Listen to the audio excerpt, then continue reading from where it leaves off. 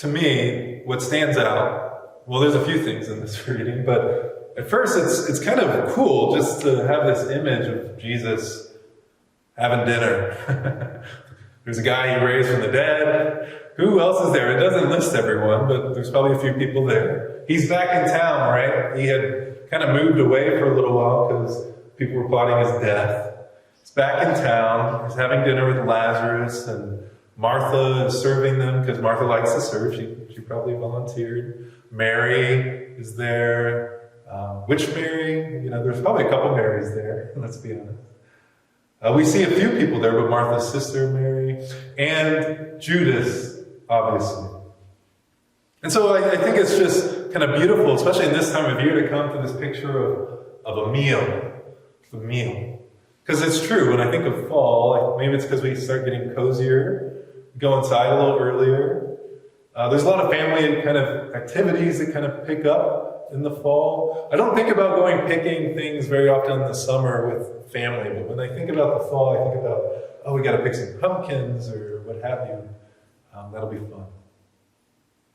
And there's something about connection and community that is God shining. It's not just Jesus in this moment. Christ is one with the way, the truth, the life. He invites us to that.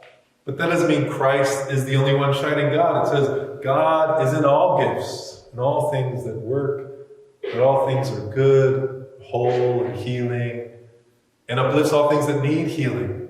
And even in those shines through. Even in those shines through.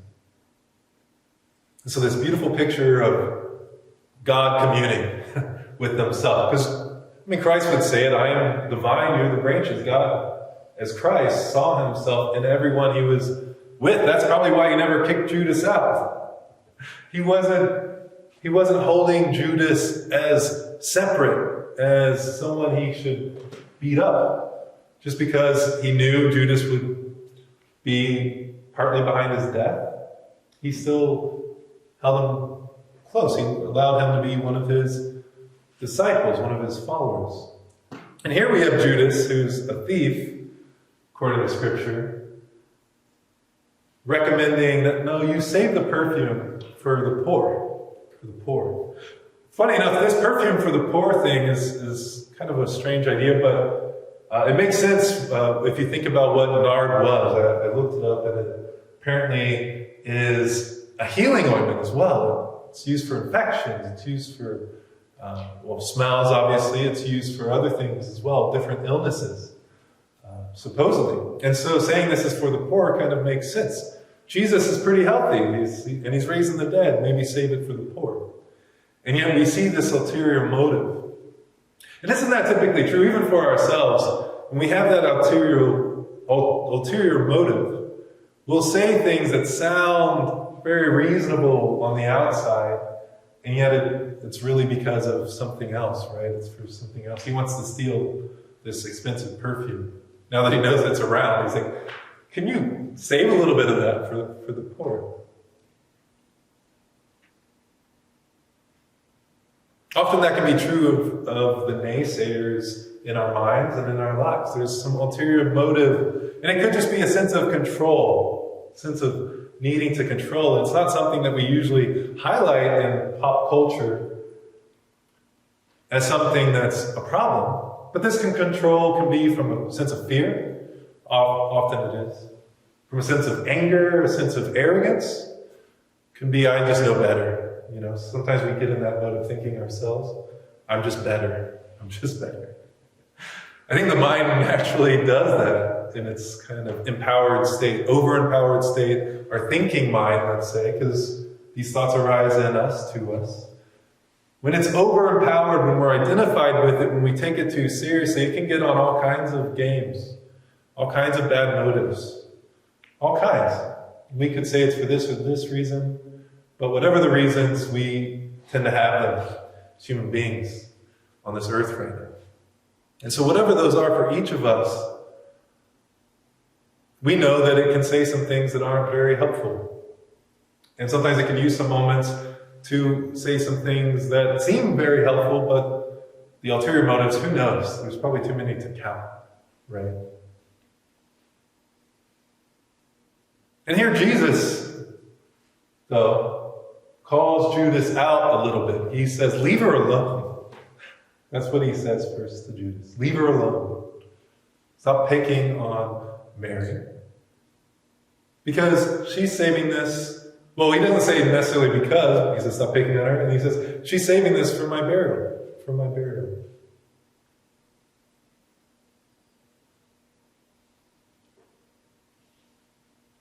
And so he fully understood that his death was coming. And of course, he knew who Judas was. We learned that at another dinner together. He knew that Judas would be the one to betray him.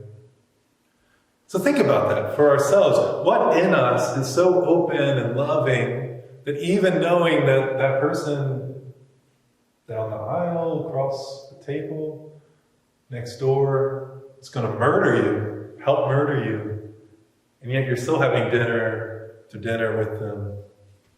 You're still loving them as best you can, really. Loving them, accepting them.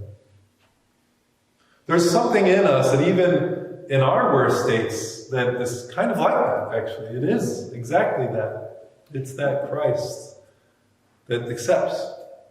That accepts. There's something in us that accepts that, oh man, this mind is insane, and it thinks it's in control of everything, and I'll let it. Let it. Kind of like the Israelites controlled by the Egyptians. For a while, God lets it. Lets it happen. I mean, we know it's true. It happens. It happens. Some terrible things are happening in this world right now. I mean, mind-bogglingly terrible. Mind-bogglingly terrible. Sometimes you just have to laugh at it. But when you see it, it's nothing to laugh at. Think about the wars in this world. Israel and Palestine. I mean, insanity. Russia and Ukraine, insanity. And we can treat our own lives a little bit like this. We beat ourselves up. I'm not good enough. It can be the opposite, right? Like an inverted arrogance. I'm never good enough. And often arrogance comes with that other side, right? I'm never going to own up to all these expectations of myself, what people thought I would be, what I should have been, I should have done this. We get mired in the past, mistakes, the misdeeds, the things that didn't seem to go well. We get mired in these issues. And yet often those are the things that keep us from healing. Now that doesn't mean we don't shine light on them. No, but it's that miredness. Those of us, often the victims, the oppressed in the physical sense, can get mired in what's happened to them. But we don't want that for ourselves. We don't want that for other people. We want that cheerful heart. We want that joy. And then that person can come back and say, this happened to me. Stop it, Judas. Leave them alone. Leave them alone. I'm no longer fearful of what you did to me, what you do to me. I'm going to speak out. I'm going to speak out. And so it's a beautiful scene, this dinner.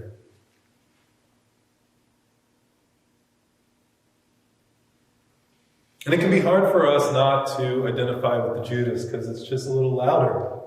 Just a little louder in our heads. It's just a little louder at our meetings. It's just a little louder at home. Sometimes we could be a really good person most of the time, but with a certain someone in our lives, we got into the habit of beating up a little bit, criticizing. Maybe they're quiet, maybe they're demure. Maybe they're gentle. Sometimes that part of us feels an opportunity, right? And we're used to it. So we let the path continue to be trod. And at first we can't really do much about it, but just shine light on these habits as they come up in our lives. In fact, many of our spiritual traditions that I think really sit well with Jesus' perspective and Swedenborg's, they often say you can't really change your mind. You can't force it into change. It likes a fight. Likes a fight. What you can do is you can gain some space, gain some awareness. Oh, this is my thinking mind. This is my judgmental mind. This is my sense of lack, my sense of separation. We have this sense of separation stemming supposedly from the Garden of Eden, whether that's symbolic or true or whatever you want to think about it. We have this sense of separation because we are eating from this tree of knowledge of good and evil. What could that mean? We're always judging. Is this good? Do I like this? Do I want more of this? This is bad? I hate this. It's annoying. Our minds are always one or the other. The tree of knowledge of good and evil. It thinks it knows. Thinks it knows. God does know. But God doesn't always speak up until we empower the Christ within. Until we empower the light, the wisdom, the love. Until we allow the Mary within us to anoint Christ. Till we allow the Martha within us to continue to serve. Till we allow these different functions of our hearts and our minds to have some life, to have some empowerment. It's okay to do something for a little fun. It's okay not to hate doing the dishes. It's okay. We can allow ourselves the peace of our being and see what flows. See what flows instead of circling in these tried and true paths that just keep us so, I don't know.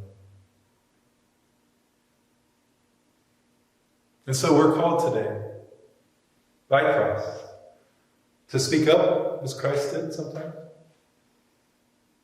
to serve, to give, to anoint, to commune together, to commune within and our families, to have that patience with that crazy uncle or whatever it is, it's your son, your daughter, your friend. Have some patience, some love, but also maybe not allow them to walk on people as much. Who knows? Each of us will get something different from these scriptures, these words. And at the end of the reading, there is that kind of tough bit about the poor in spirit will, I'm jumping ahead. It says the poor will always be here, but I will not be. What could that mean? The poor will always be here, really? In the scriptures it says one day the Lord will wipe every tear from our eyes, will empower us, the heavenly city will descend. What does this mean? The poor will always be here. Well, my mind goes two places and you'll have to forgive me. It's a big universe. It's a big universe. The poor will always be here somewhere. I think the humankind will eventually be empowered to help other species. Funny enough, maybe quicker than we could imagine. But that's an aside. That's kind of my sci-fi mind. Swedenborg wrote about aliens, so sometimes it comes up. Swedenborg wrote about the starry heavens being filled with different species. So maybe not the poor and humankind, but I also reflected on how the poor could also mean those poor in spirit. Poor in spirit. We talked earlier about how sometimes we have to take scriptures a little bit more spiritually. In fact, it says Jesus always spoke in parables, so what are we doing not taking it a little bit spiritually sometimes, right? The poor in spirit, those who feel downtrodden. And if not on this plane, maybe there's other planes. We hear of a hell sometimes. Space, according to Swedenborg, that people choose to be in because they continue to want to dominate and control due to love of their false identity, their false self. They think they're this limited thing. Their body, their minds, and that empowers them to want to control. And if they continue to do that, even the angels' guidance, they run away from the angels, they bury themselves into spiritual realms, they make a hell for themselves. They join others who are similar in those spaces, according to Swedenborg. Now, some say there's hell and there's reincarnation. The Buddhists say that. The Sikhs mention this as well. Swedenborg wrote a very, very little bit about reincarnation in the affirmative, but he doesn't mention it again. He says angels sometimes reincarnate in one of his early diaries. So whatever the future holds, perhaps there's always going to be poor. There's always those born. Universe is seemingly infinite. And on the other side, the Lord not always being here. Well, that's how we often feel. It's how we often feel. The Lord isn't here in body. Jesus Christ isn't here in body to correct our Judas. But the Lord is in us. We know this. Jesus said it himself. So the Lord is here, but he was clearly speaking to their sense of him. He was preparing them for his death multiple times in this meal. His physical death. So let's take a moment to open our hearts to the Lord that's always present.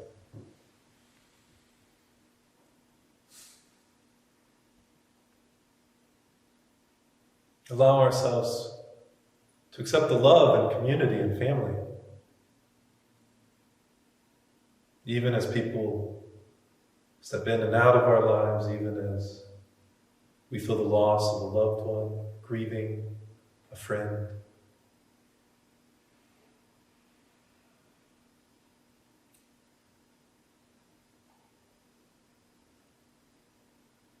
Grieving many friends, family. Knowing that they're here, they're close to us, but they're not here. And we have to accept our grief. We should accept our grief, our grieving. This sense of loss, whatever the feelings of our mind, the thoughts, we can accept that they come.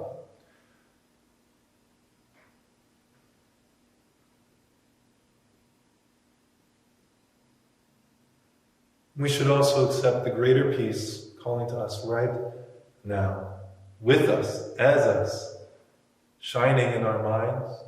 We perceive our issues in the peace of ourselves, the peace of consciousness. We perceive our body in our consciousness, in our thoughts, mind. And what perceives that? What is that? That openness, that poignant source of light that shines on so many things: hearing, smell, memory, vision, thoughts, sensation in the body.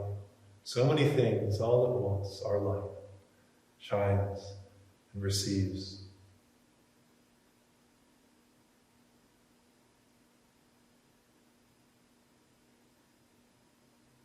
The communion of ourselves is the image of the world. We are a body, a family, near and far. May we act more like it.